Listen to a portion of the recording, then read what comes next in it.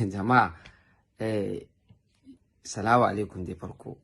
Yanzu muka dawo daga dina, wannan dina ita ce 2020. Ko da yake ni tun December last year ma ban je dina ba, sai wannan ta yau. Ta yau Lahadi kenan. So an ba da mota. Sai aka ba da motar, ni an bani mota, sai aka ce min an baka mota, sai in ci to na gode.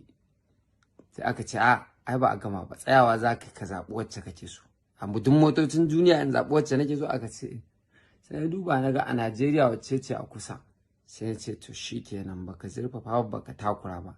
Sai na ce a bani G-Wagon 2019. Kun ga 2019 G-Wagon duk dinar da aka bada ita ai ta iko. An rufe kofa ba wata dina dai, sai dai mai bi nan da 2023 a ƙara irin wannan dina. G-Wagon 2019. Yanzu ba an baka. Dina. A ba da motoci kuma a motocin da G-Wagon 2019. Maganar liƙi ba a muku shi, don watso kuɗi ake wullo su ake. An bayar. Yanzu muna nan mun zauna ana jiranta, kawai tana zuwa a buɗe mata ta shiga cikin 'yan uwa ta haɗu da ƙabila.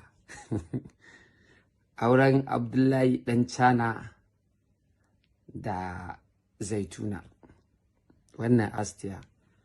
Ba mu je dina ba sai wannan. To dina da aka karɓi G-Wagon 20.